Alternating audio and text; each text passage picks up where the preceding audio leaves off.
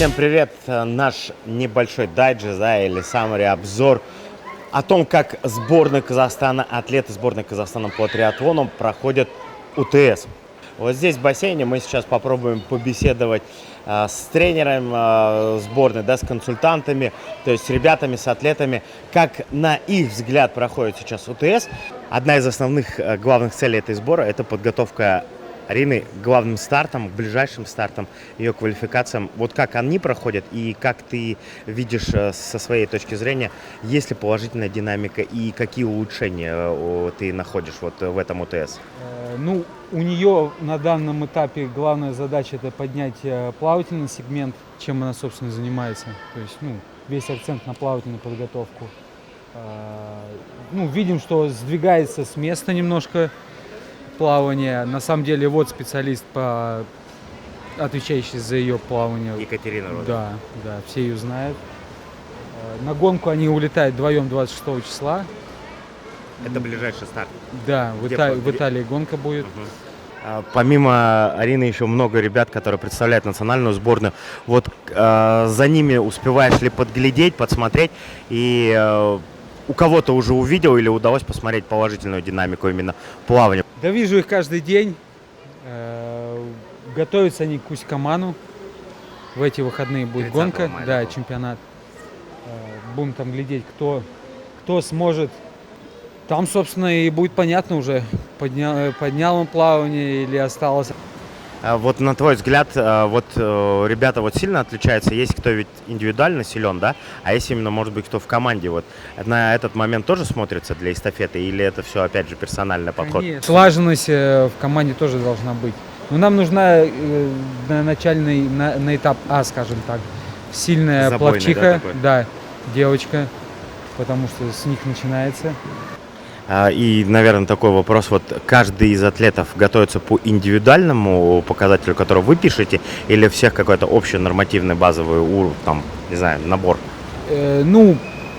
План, скажем так, скелет плана, он более-менее у всех одинаковый, а так, конечно, исходя из индивидуальных особенностей. То есть кому надо поднимать плавание, у того акцент на плавание, но это вот в основном вот эта вот часть команды, кто здесь сейчас.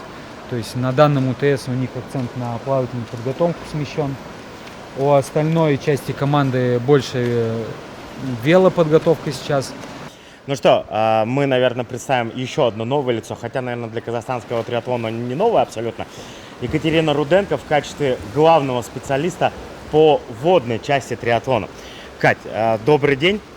С недавних пор ты отвечаешь за плавание в национальной сборной, и, собственно говоря, УТС сейчас, да, связан больше именно по плавательному сегменту. Расскажи, как произошло, как случился этот союз, да, с Федерацией триатлона, и как, на твой взгляд, сейчас именно проходят эти сборы? На самом деле, сразу после завершения своей спортивной карьеры я сразу начала работать с Федерацией триатлона только Астаны, то есть города.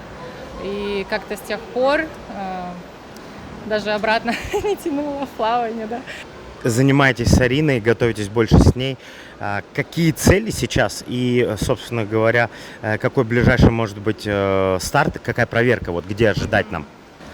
Мы сейчас буквально вот в среду уже улетаем на старт в Италию. Там Арина будет пробовать, точнее, бороться за очки, за каждое место, потому что сейчас все на счету. Сразу с Италии мы планируем переместиться в Мексику, где будет проходить еще один кубок. И то есть все максимально возможное, все старты, которые только есть, мы планируем посетить. Вот ты уже занимаешься с Ариной. Есть ли вот за этот промежуток времени какие-то моменты, где ты усмотрела, может быть, недочеты в ее технике, да, или где-то, может быть, уже у нее есть какой-то сдвиг и прогресс в положительной фазе? Смотрите, Арина уже такой сформировавшийся спортсмен, то есть сильно технику на данный период, да и вообще менять не нужно даже лезть, потому что это настолько индивидуально у каждого спортсмена, поэтому если только это не мешает. Вакцинацию проходили атлеты совсем недавно. Вот это как-то вмешалось в процесс сбора и как-то повлияло, может быть, на качество именно тренировок, потому что различные же, да, может быть, побочные эффекты. Вот как на ребятах это все отразилось, не пошло ли им в минус это?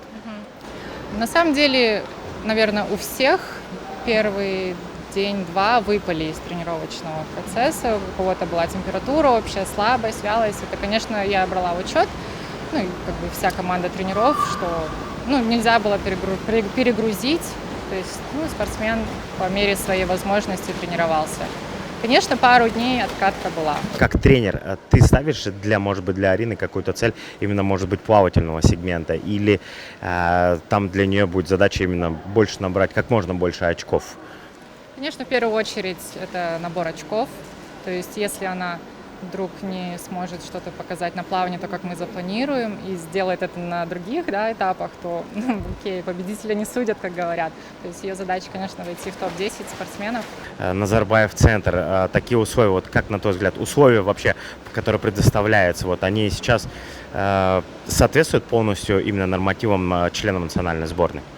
Я думаю, что такой центр более чем соответствует всем и олимпийским стандартам, и стандартам мировых баз по подготовке именно высококлассных спортсменов.